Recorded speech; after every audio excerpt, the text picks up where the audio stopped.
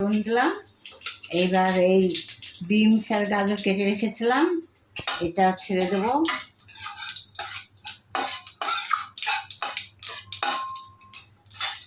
এটা ছেড়ে দিলাম।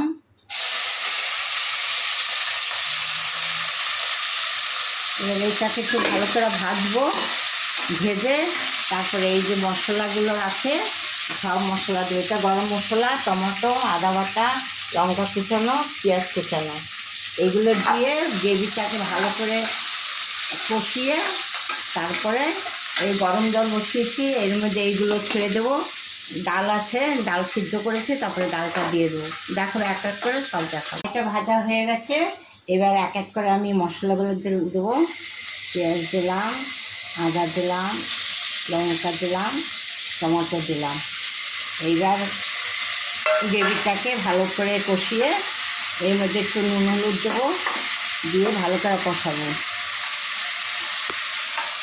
কষানো হয়ে গেছে। এর মধ্যে একটু কাজু দিলাম কটা, আর একটু কিশমিশ দেবো, 2-4টা কিশমিশ দিলাম। এবার আমি ডালটা ছেড়ে দেবো। এই যে ডাল সিদ্ধ ছিল, এটা ছেড়ে দিলাম।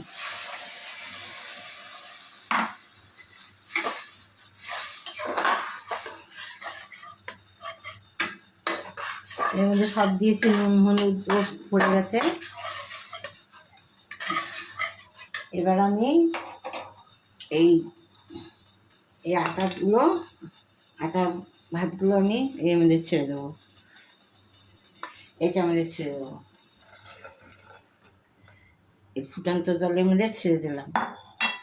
তারপরে একটু যে হয়ে যাবে, তারপরে আমি এর মধ্যে দিয়ে দেবো। এবার এই আটার হয়ে গেছে, আটার ভাতটা হয়ে গেছে। আটার ভাতটা আমি এর মধ্যে দিয়ে দিলাম। এর মধ্যে একটু এবার মিষ্টি দেবো, আর একটু গরম মশলা দেবো।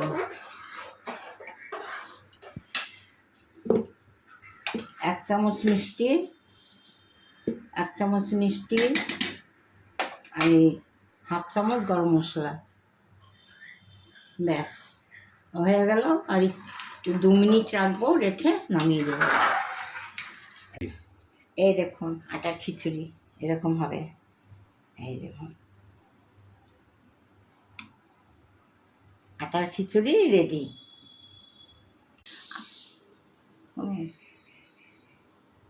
রেডি। আমার রান্না আপনার তো পছন্দ হচ্ছে না। যদি পছন্দ হয় তাহলে একটু সাবস্ক্রাইব করুন প্লিজ।